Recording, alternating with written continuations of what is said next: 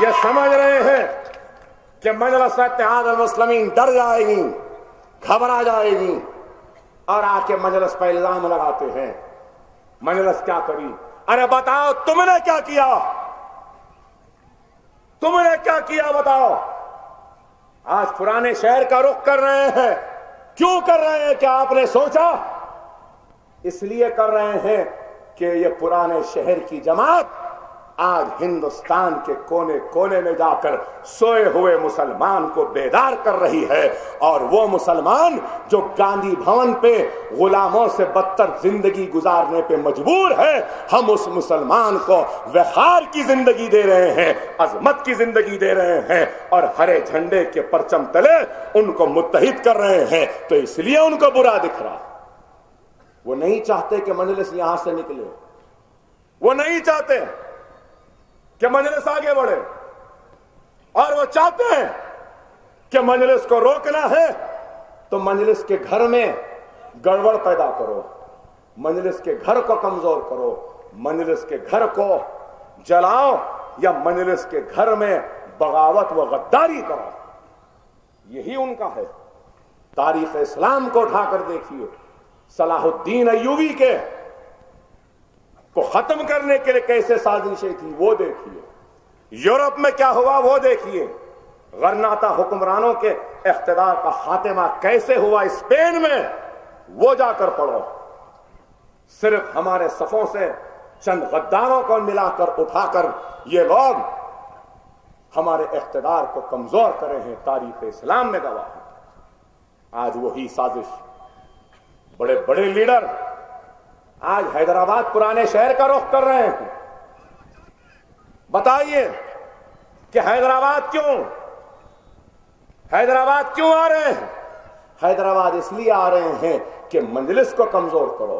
हैदराबाद इसलिए आ रहे हैं कि मजलिस को हैदराबाद में मसरूफ कर दो। हैदराबाद इसलिए आ रहे हैं कि हैदराबाद का मुसलमान हिंदुस्तान के मुसलमान का हाथ थामने ना जाए। अगर चंद ऐसे इख्तिदार के गुलाम अगर हैदराबाद का रुख करते हैं और समझते हैं कि मजलिस नहीं जाएगी, तो एक कांग्रेस सुन ले मेरी इस बात को, चंद्रायन गुट्टे में अकबरुद्दीन ओवैसी की जरूरत नहीं है। इस चंद्रायन गुट्टे में एक नहीं 1000 नौजवान अकबरुद्दीन ओवैसी है। तुमने हमको छेड़ा है ना, अब असदुद्दीन ओवैसी भी नहीं, कांग्रेस तेरा पीछा अब अकबरुद्दीन ओवैसी करेगा। और न सिर्फ, और सुन ले कांग्रेस, ऐ सोनिया गांधी सुन ले, इटली से आने वाली इटालियन सुन ले, उस इटालियन बच्चे राहुल सुन ले, कांग्रेस तेरा जनाजा इंशाअल्लाह ताला अकबरुद्दीन ओवैसी बड़ी धूम से निकालेगा। तुम हमको छेड़े, अब मेरी जिंदगी का मकसद अगर कुछ है तो कांग्रेस को मिटा देना सफ़े हस्ती से, ये मेरी जिंदगी का मकसद। और दुनिया जानती है जिद्दी बाप का जिद्दी बेटा हूं, जो सोच लिया करता हूं। अरे मेरी शराफत थी, महाराष्ट्र गया तो किसी भी मुसलमान के खिलाफ हम लड़कर किसी मुसलमान को नहीं हराए। यहां राजा रहबर, ये बैंड्रा के हमारे उम्मीदवार थे, यहां आए थे। ये मुंबा देवी बंबई और मजलिस के जनरल सेक्रेटरी हैं। ये लोग क्या हमारे मुंबई जाने से क्या मुंबा देवी के एमएलए की हार हुई? क्या गोवंडी के एमएलए की हार हुई? कौन से एमएलए की हार हुई? मजलिस जीती तो कौन से सीट जीती? ऐसे सीट जीती जहां से मुसलमान एमएलए नहीं था, औरंगाबाद से भी मुसलमान एमएलए नहीं था, वहां से हमने एक गैर मुस्लिम को हराकर मुसलमान को एमएलए बनाया। मुंबई बंबई की नाक, शिवसेना का गढ़, बहुत ताकत बीजेपी की, उस नाक, उस गढ़ से हमने एक गैर को हराकर वारिस पठान को वहां से कामयाब किया। क्या मुंबई में हमने आरिफ नसीम खान को हराया? क्या नवाब मलिक को हराया? हमने किसी को नहीं हराया। लोगों ने मुझसे कहा, अकबर साहब, जब तक ये लोग रहेंगे मजलिस को पनपने नहीं देंगे, पहले इनको हराओ, उसके बाद मजलिस आगे बढ़ेगी। लेकिन मैंने कहा नहीं, मैं मुसलमान हूं, मुसलमान को हराने नहीं आया हूं, मुसलमान को हरा नहीं सकता, क्योंकि मैं चाहता हूं कि ज्यादा से ज्यादा मुसलमान एमएलए बने।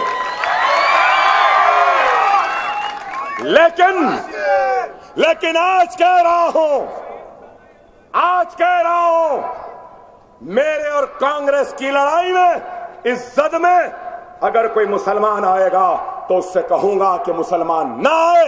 अगर आएगा सोनिया और राहुल का गुलाम बनकर, तो खुदा की कसम अपने पैरों तले उसको रौंदता हुआ अपने मकसद को हासिल करेगा। अब हम बर्दाश्त नहीं करेंगे। जो चाहे बोलते हैं। तुमने क्या किया? कांग्रेस हिंदुस्तान को 50,000 फिसादात देने वालों का नाम कांग्रेस है। कभी हाशमपुरे को जलाया, कभी मलियाबाद को जलाया, कभी लखनऊ को जलाया, कभी आगरा को जलाया, कभी अहमदाबाद को जलाया, कभी जयपुर को जलाया, कभी अजमेर को जलाया, कभी रोड किला को जलाया, कभी मध्य प्रदेश को जलाया, कभी बोडो के जरिए आसाम में मुसलमानों को रिलीफ कैंपों में ला दिया। बाबरी मस्जिद का ताला खोलने वाली कौन? यही कांग्रेस। शिलान्यास कराने वाली कौन? यही कांग्रेस। बाबरी मस्जिद को शहीद करने वाली कौन? यही कांग्रेस। सरों और सीनों पे गोलियां चलाने वाली यही कांग्रेस। ताड़ा के नाम पर हजारों की तादाद में बच्चों को जेल में डालने वाली यही कांग्रेस। और आज हमसे कहती है कि हम फिरका परस्त हैं। ऐ कांग्रेस, सुनना है तो अकबरुद्दीन ओवैसी मुस्लिम परस्त है, मुसलमानों की आवाज है, मुसलमान के लिए लड़ता है, मुसलमान के लिए मर जाएगा, मिट जाएगा। और क्यों कह रहा है कि मुसलमान? इसलिए कि मुसलमान सबसे पिछड़ा हुआ है, सबसे पीछे है, सबसे कमजोर है। 65 बरस किसका इख्तिदार था? कांग्रेस का था ना। तो फिर मुसलमान सबसे कमजोर क्यों? हमारी बस्तियां बुनियादी सहूलतों से महरूम क्यों? हमारे नौजवान तालीम और रोजगार से महरूम क्यों?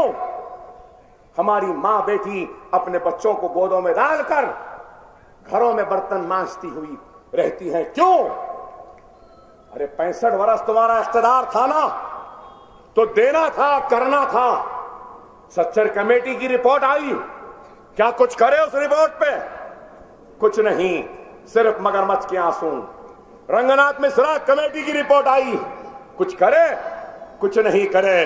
अरे कांग्रेस हो, तुम्हारा सबसे बड़ा अजीम गुनाह अगर कुछ है तो वो गुनाह यह है कि तुमने बाबरी मस्जिद शहीद करने वालों को आजादी से घूमने और फिरने दिया। मैं नहीं, प्रणब मुखर्जी की किताब आई ना कल, क्या बोले? कांग्रेस की अजीम गलती कहा, शिलान्यास।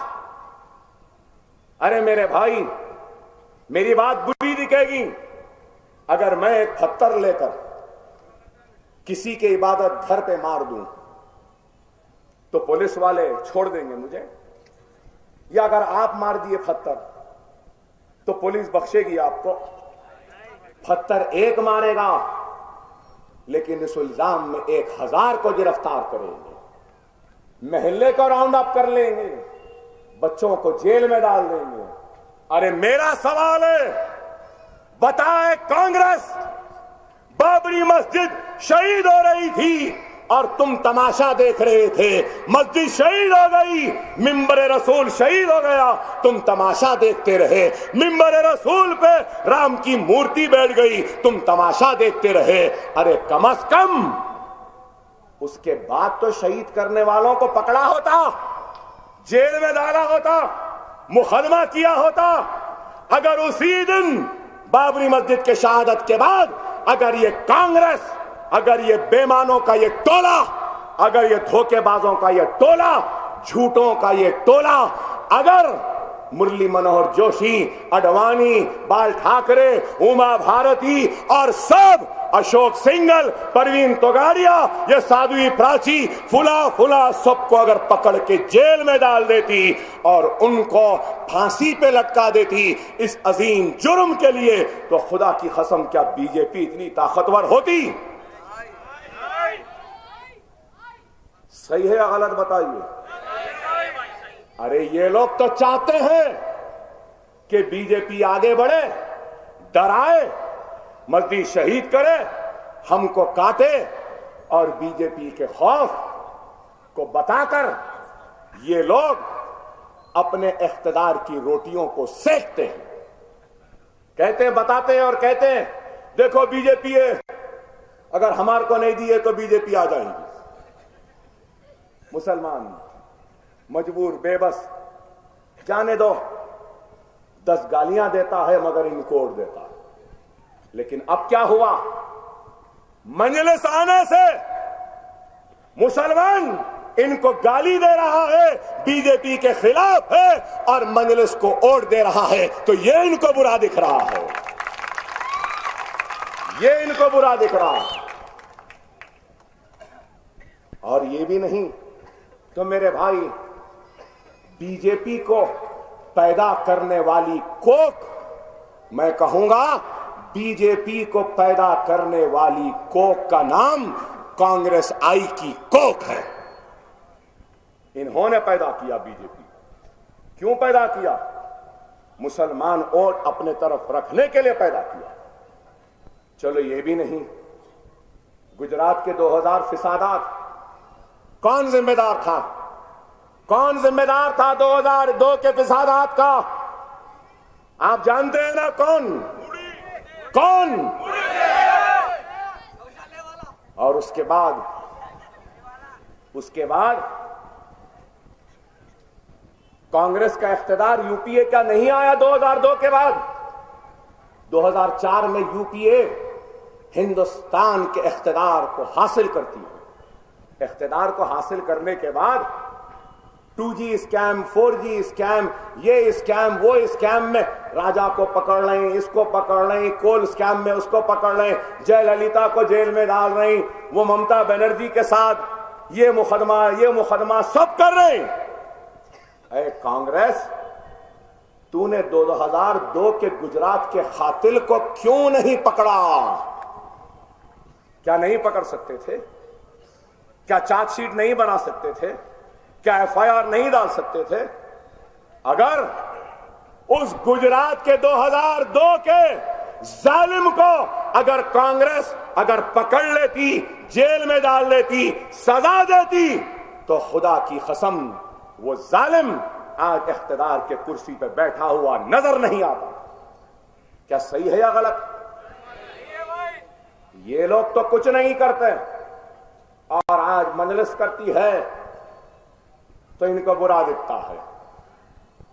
अकबर ओवैसी कुछ भी बोल दे तो मुकदमा, सारे हिंदुस्तान में मुकदमा। कितने मुकदमे मुझे खुद नहीं मालूम। हर रोज नोटिस, यहां नहीं आ सकते, वहां नहीं जा सकते, इधर नहीं आ तकरीर कर सकते, वहां नहीं कर सकते। अरे क्यों बाबा? अकबर ओवैसी से क्यों इतना डर? जाने दो ना हमको। नहीं जाना, आप नहीं जाना, आप नहीं कर सकते।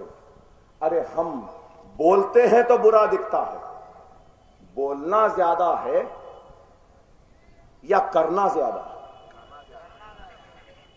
अमल मायने रखता है या जबान मायने रखती है? और अमल किसका क्या रहा? वो अमल करते हैं, कत्ल करते हैं, मस्जिद शहीद कर देते हैं, मासूमों का कत्ल कर देते हैं, लेकिन उनको सजा नहीं होती। बात करें कि हमको कहते हैं ये मुल्क के गद्दार, मुल्क के गद्दार। अरे हम मुल्क के गद्दार नहीं है, मुल्क के गद्दार वो है जिन्होंने बाबरी मस्जिद को शहीद किया।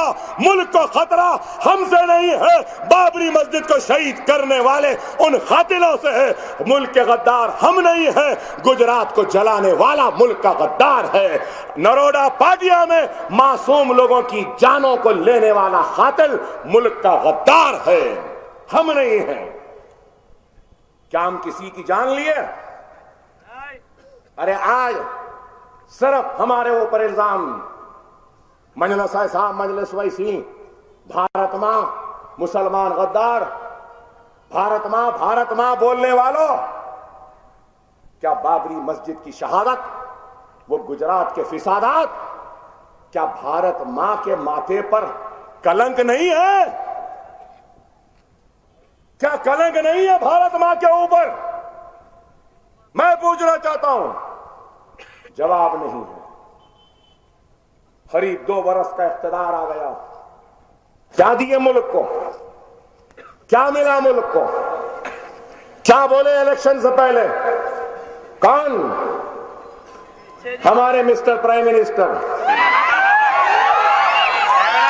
सबका साथ सबका विकास। किसका साथ हुआ, किसका विकास हुआ? साथ दिए तो लव जिहाद वालों का, साथ दिए तो घर वापसी वालों का, साथ दिए तो बीफ बैन वालों का, साथ दिए तो अखलाक को कत्ल करने वालों का, साथ दिए तो किसका? हिंदुत्व ताकतों का, साथ दिए तो आरएसएस का, साथ दिए तो बजरंग दल का, साथ दिए तो विश्व हिंदू परिषद का, साथ दे रहे हैं तो राम मंदिर बनाने वालों का। विकास, किसका विकास हुआ? नौजवानों का विकास हुआ, औरतों का विकास हुआ, किसका? बूढ़ों का विकास हुआ, मुल्क के इकोनॉमी का विकास हुआ, किसका विकास हुआ? किसी का भी विकास नहीं हुआ, सिर्फ एक चाय वाले का विकास हो गया। सब चाय वाले समझे एक चाय वाला बन रहा है तो हम सबका विकास हो जाएगा, लेकिन कोई चाय वाले का कुछ भी नहीं हुआ, सिर्फ एक चाय वाले का विकास हो गया। ऐसा विकास हुआ कि 40 मुमालिक को फिरने लगा, मुल्क में कम बाहर था ज्यादा, इधर फिर रहा उधर फिर रहा। ऐसा विकास हुआ कि 1.5 लाख का सूट पहनने लगा। ऐसा विकास हुआ 1.5 लाख का सूट पहन रहा। ऐसा विकास हुआ ओबामा आए वक्त एक सदरी एक कपड़े, दोपहर में और एक जोड़ा, शाम में और एक जोड़ा। क्या विकास हुआ? खाली बस फिर रहा है फिर रहा है फिर रहा है। किसका विकास? डॉलर कहां हो गया, रुपया कहां? 68 रुपये हो गया। इकोनॉमी तबाह, एक्सपोर्ट खत्म। अरे गरीब दाल खा लेता था, अब गरीब को दाल भी नसीब नहीं हो रही है कि दाल इतनी महंगी हो गई। कभी टमाटर गए तो कभी प्याज गए, कभी तरकारी महंगी, कभी ये। अरे आप बताइए मेरे भाई क्या हुआ? अरे वैसे ही जैसा नए फकीर को भीख की जल्दी। नादीदे को मलीदा मिला तो फातिया देने मुल्ला नहीं मिला। इस वास्ते ओहदे पे बिठाते हैं तो थोड़े वखार वाले को बिठाना भाई। अब ऐसे लोग बैठ गए तो ऐसा ही छिचोरा बना होता है। क्या है बताइए? स्वच्छ भारत, सारे हिंदुस्तान के हाथ में झाड़ू का कट्टा है, सब साफ कर रहे हैं, पूरे तरह साफ कर रहे हैं। बड़े बड़े लोग, लखपतियां, करोड़पतियां, मिनिस्टर सब साफ कर रहे हैं। झाड़ू का कट्टा है, साफ कर। कोई गम पे उठा रहे हैं, अल्हम्दुलिल्लाह, अल्लाह का शुक्र है मैंने उठाया, नहीं उठाया और उठाऊंगा भी नहीं। इसलिए नहीं उठाऊंगा कि मेरी नजर में मेरा इंडिया, मेरा हिंदुस्तान, मेरा भारत बहुत अच्छा है और इस अच्छे हिंदुस्तान में सबसे बड़ी गंदगी, सबसे बड़ा कचरा, सबसे बड़ी गिलादत अगर कोई है तो वो बीजेपी है, संघ परिवार है, आरएसएस है, विश्व हिंदू परिषद है।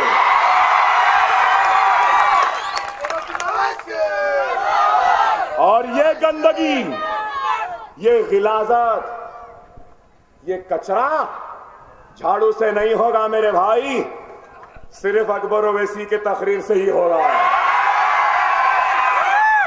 इस वास्ते तो नहीं आने देते ना यहां। और कैसा प्राइम मिनिस्टर है, पार्लियामेंट में आया तो सीधा अपना सर झुका दिया, ये भारत मां की कानून की देवी या क्या क्या बोला, सर झुका दिया। जापान गए, भगवत गीता दिए। क्यों दिए? हिंदुस्तान की किताब ना गीता है, ना कुरान है, ना बाइबल है, ना गुरु ग्रंथ साहब है। हिंदुस्तान की किताब हमारा दस्तूर है, हमारी कॉन्स्टिट्यूशन ऑफ इंडिया। देना था तो वो देना था, ये क्यों दिए? इनसे, इससे इनकी जहनियत का पता चलता, जहनियत का पता चलता। और फिर अकबर ओवैसी की जबान बंद करे। खुदा की कुदरत देखो, मैंने बोल रहा हूं तो मेरी जगह नरेंद्र मोदी बोल रहा है। क्या बोला है? ये कहा है कि महाभारत के टाइम में वाहन थी, उस जमाने में गाड़ी थी कभी। उस महाभारत लाखों साल पहले एरोप्लेन भी था बोल रहे हैं। ये बोल रहे हैं कि उस जमाने में, आप सुन के हैरत करेंगे, नरेंद्र मोदी ने कहा कि उस जमाने में सेलफोन भी था। इसके बाद यही नहीं रुके, यही नहीं रुके। इसके बाद बोले कि महाभारत के टाइम में डीएनए, वो प्लास्टिक सर्जरी भी थी। प्लास्टिक सर्जरी मतलब आपको मालूम क्या है? नाक खराब है तो अच्छी कर देते हैं, होंठ खराब है तो अच्छे कर देते हैं, मार लगा, निशान है तो प्लास्टिक सर्जरी के जरिए साफ कर देते हैं, चेहरे पे दाग हैं, धब्बे हैं तो प्लास्टिक सर्जरी के जरिए साफ कर देते हैं। नरेंद्र मोदी ने कहा कि महाभारत और उससे पहले भी बोल रहे हैं, उससे पहले प्लास्टिक सर्जरी थी बोल रहे हैं। और फिर आप हंसो मत भाई, फिर बोलेंगे अकबर ओवैसी बोल के हंसाया। प्लास्टिक सर्जरी जब थी बोल रहे हैं तो लोग यूं देखे तो बोले आप हैरत ना करें, अरे उस जमाने में प्लास्टिक सर्जरी थी, उसका सबूत यह है कि इंसान की गर्दन कट गई थी तो हाथी की गर्दन लाके इंसान को लगा दी। आप हंस रहे हैं, मैं नहीं बोला ये बात भी, मैं नहीं बोला, नरेंद्र मोदी ने कहा, मैं दोहरा रहा हूं। अल्लाह, अल्लाह तेरा क्या इंसाफ है, मुझसे नहीं तो किससे बुलवा रहा है। अल्हम्दुलिल्लाह, अल्हम्दुलिल्लाह। आप देखो, इसलिए तो कहता हूं अल्लाह का काम किसी का मोहताज नहीं है। देखो आप, अब ऐसे लोग अगर वजीर आजम बन जाएंगे तो क्या होगा मेरे भाई मुल्क का? बताइए कहां जा रहा है मुल्क? एक तरफ ये ऐसे हैं तो दूसरी तरफ कांग्रेस वाले हैं। एक इधर ये है मस्खरा तो उधर एक मस्खरा। क्या है बताइए? कांग्रेस वाले आज बोले, मैं सुना, हम मजलिस का बाजा बजा देंगे। अरे दीवानों, हमारा बाजा बहुत आए चले गए, हमारे बाजे की बाद में फिक्र करो। ऐ कांग्रेस वालों, बेचारे राहुल की उम्र बढ़ रही है, पहले उसका बाजा बजाओ, पहले उसका बजाओ। अरे अब नहीं तो कब करेगा भाई? वक्त जा रहा है, उम्र बढ़ रही है।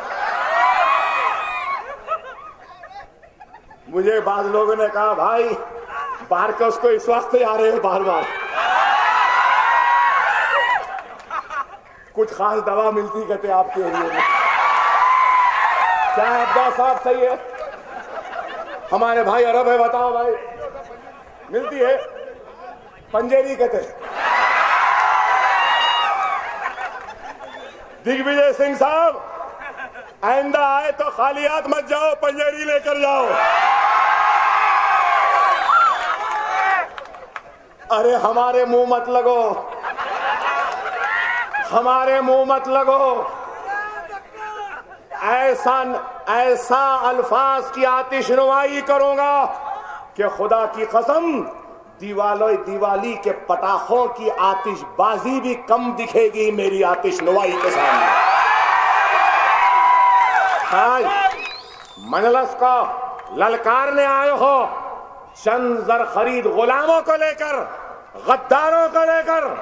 अरे गद्दाराने मजलिस सुन लो, जिस किसी ने मजलिस से गद्दारी की, गुमनामी की घाटियों में आवारा की तरह घूमने पे मजबूर हुए और बेनाम हो गए और उसी तरीके से मर गए। अगर तुमको दिखाई नहीं देता तो चंद्रायन गुट्टे की गलियों में घूम कर देख लो, गद्दारों का क्या हुआ तुमको पता चल जाएगा। आज चंद गद्दारों को लेकर समझ रहे हैं कि मजलिस कमजोर नहीं, मजलिस कमजोर नहीं है। आज अकबरुद्दीन ओवैसी रात को शराब के नशे में धुत रहने वाले वो शराबियों, जुआरियों, वो जिनाकारियों का जवाब देना नहीं चाहता, क्योंकि मैं मुसलमानों का एक बहुत बड़ा लीडर हूं और मेरे ऊपर मुसलमानों की नजर है। लेकिन ये जरूर कहूंगा कि हम किसी जुआरी या शराबी से मुतासिर होने वाली नहीं है। हमको हमदर्दाने मिल्लत की जरूरत है, हमको दियानतदारों की जरूरत है, हमको ईमानदारों की जरूरत है। आज मजलिस इत्तेहाद अल मुस्लिमीन काम कर रही है मेरे भाई।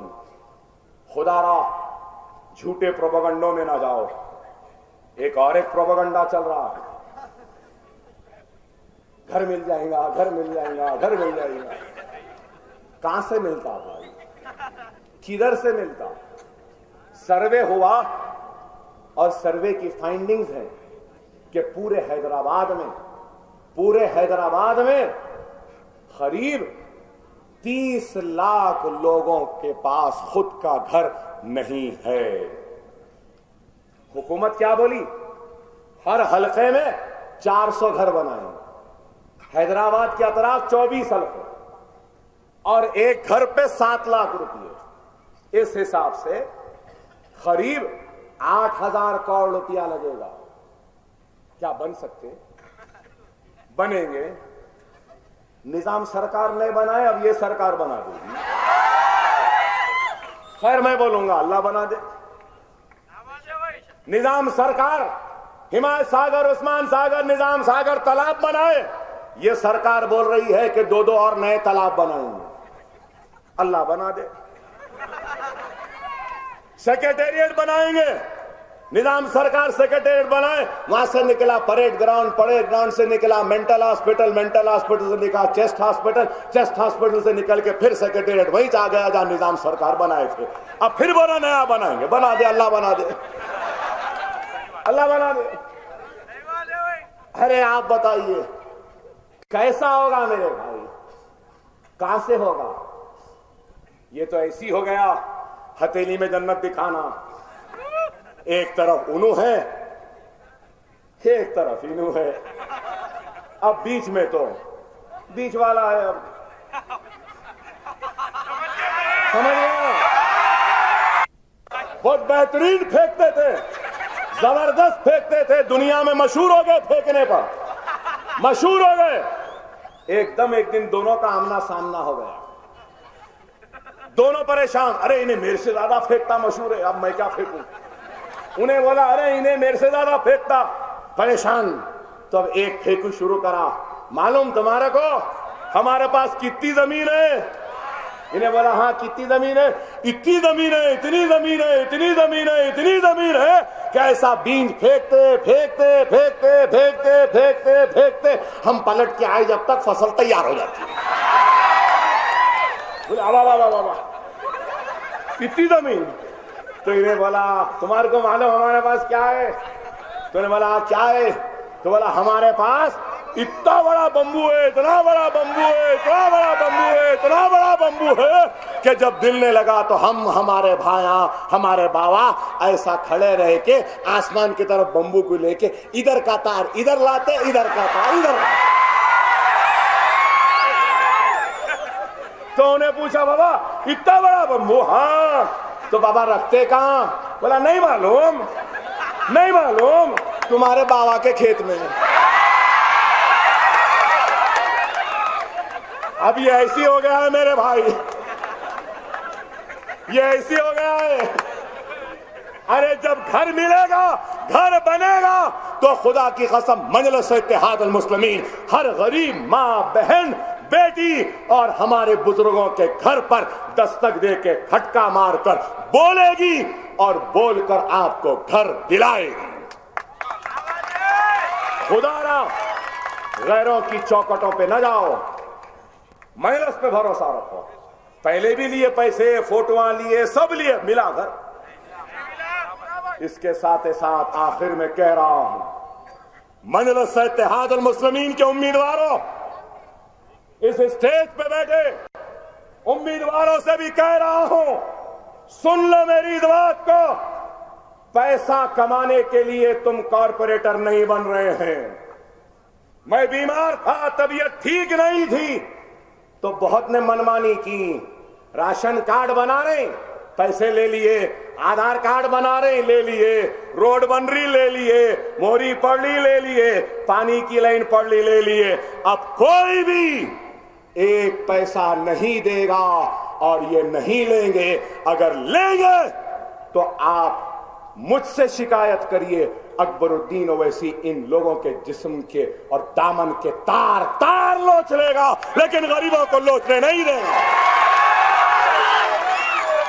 पैसा कमाना है तो कुछ और कारोबार कर लो, आखिरत कमाना है तो दियानतदारी से गरीब की मदद करो। छत पड़ रहा है तो डालने दो। मजलिस है ना, क्या छत नहीं डालेगा? मजलिस है, क्या पानी की लाइन नहीं खींचेगा? बराबर खींचेगा। हक है आपका, खींचते रहना, कोई किसी को एक पैसा नहीं देना। हम हुकूमत से लड़ना, बरसी और आबरासानी के बकायाजात को माफ करवाना, और ये लोग अपने जेब भरेंगे। अब कोई नहीं भरेगा, कोई नहीं। हम हैं, हम देखेंगे दियानतदारी के साथ, ईमानदारी के साथ, इखलास के साथ, खुलूस के साथ, मोहब्बत के साथ अवाम का काम करना, ये मजलिस की पहचान बनेगी। ये हमारी ताकत। आप तमाम से अदबन दरखास्त वो गुजारिश करता हूं कि 2 तारीख के दिन मजलिस को कामयाब करना। मेरे पास तो कुछ भी नहीं है मेरे भाई, अब तो दौलत भी नहीं। जो दौलत है जभी भी आती है मदरसों को, यतीम खानों को, मस्जिदों को दे देता हूं, कभी नहीं रखता। मेरे पास कुछ नहीं है। मेरे पास अगर कुछ है तो सिर्फ ला इलाहा इल्लल्लाह मुहम्मद रसूलुल्लाह कलमा है। आज ये लोग मुझे मेरे घर में कमजोर करना चाहते हैं।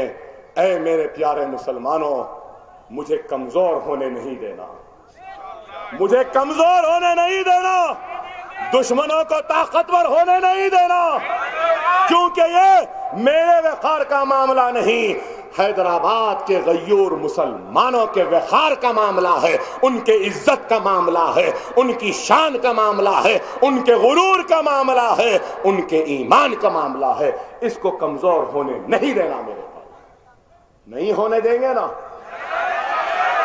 10 बज रहे हैं, इंशाअल्लाह कल की तकरीर बकाया और है, हाफिज बाबा नगर में होगी, वहां पे मुलाकात होगी। बैठिए 1 मिनट। अभी 1 मिनट है, बैठिए भाई, आपका तो काम हो गया। बेहतरीन सुन लिए आप, तकरीर का मजा लूट लिए, जोश में आ गए, जज्बे में आ गए, एनर्जी आ गई, ताकत आ गई।